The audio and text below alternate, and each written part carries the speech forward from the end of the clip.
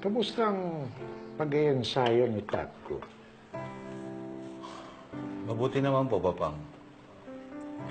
Hindi ko nga po akalain na ganun siya kabilis matuto eh. Mabilis po ang kanyang mga kamay at malakas po ang kanyang pangangatawan. Matalas din po ang kanyang pag-iisip kaya lahat ng itinuturo ko ay madali niya natatandaan at sinasapuso. Sinabi ko nga ba isang tingin ko lang sa bata na yan. Alam ko kakaiba siya.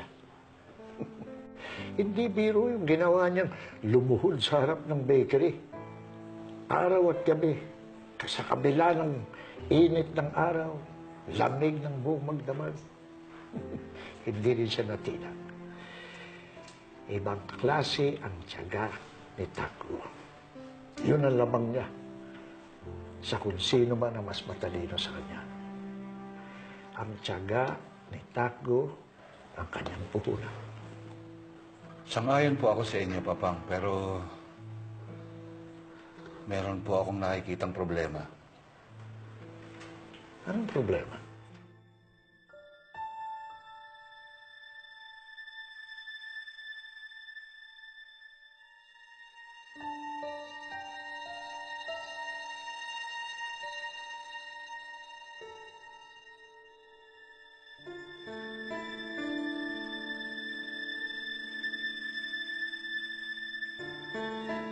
Hanggang ngayon, Papang, may takot pa rin siya sa oven.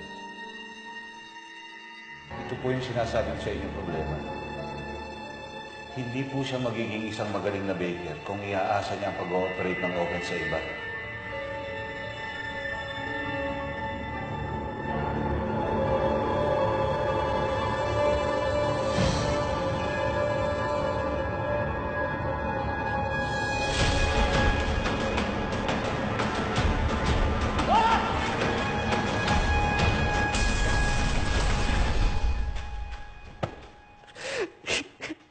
Hindi ko kaya. Hindi ko kaya.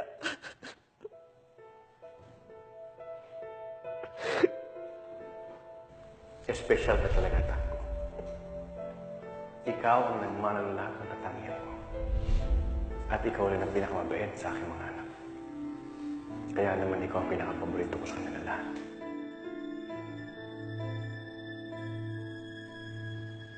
Mali po kayo, Mr. President. Hindi ako espesyal.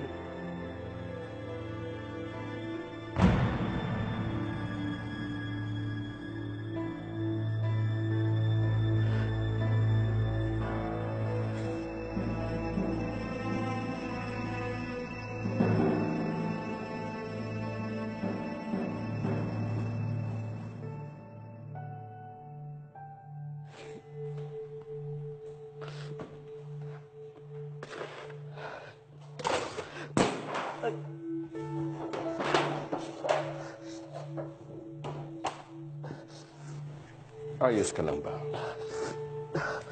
Okay lang po.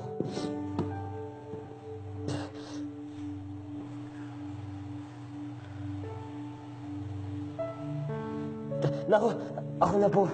Ako na po. Ako na po magliligpit nito.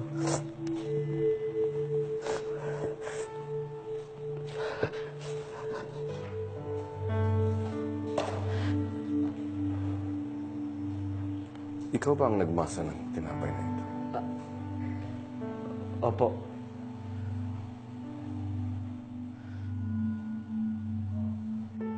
Talaga?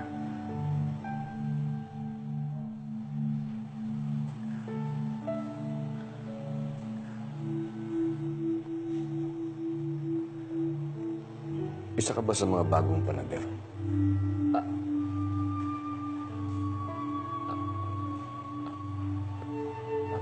Apprentice po. Alam mo, nung bago pa lang ako nagbe-bake, madalas din ako makahulog na kung ano-ano. Pero unti-unti, natuto ako.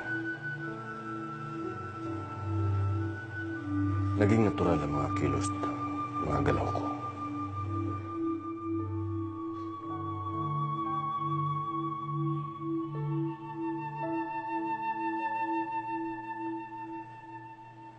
Gusto mo bang malaman kung anong sikreto ko?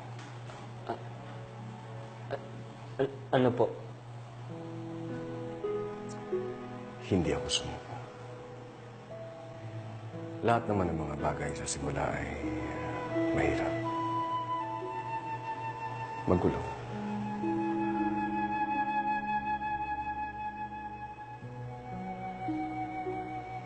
Pero kapag hindi ka susuko,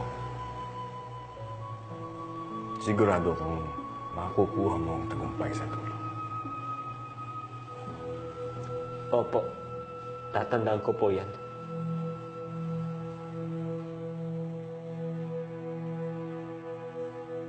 Napansin ko rin na kulang ang moisture ng mga minasa mong tinapay.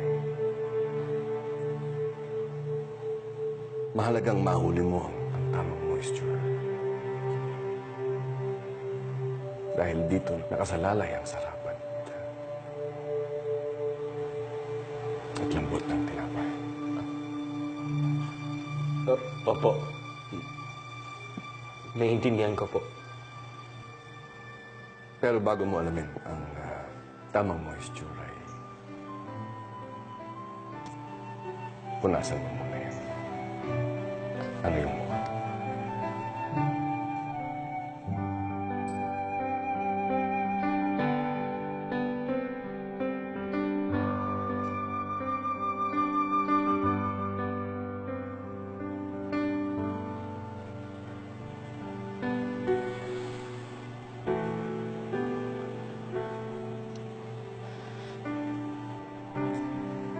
Kahit kulang sa moisture, ay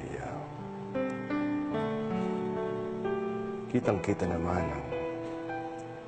ang oras at pagod na binuhos mo dito. Sigurado kong isa kang mabuting anak. At sa tamang panahon ay makakagawa ka ng isang masarap at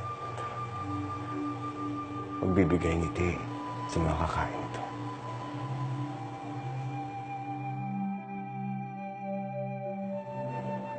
Mauna na ako.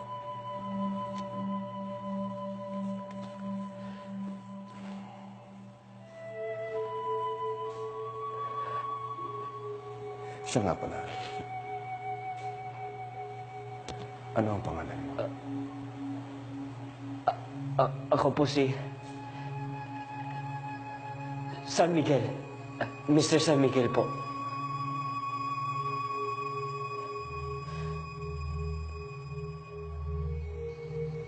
Sige. Hihintayin ko titikman ng mga gagawin mong tinapay. Maraming salamat po. Tatandaan ko po lahat ng tinuro niyo sa akin. Maraming salamat po. Mr. President.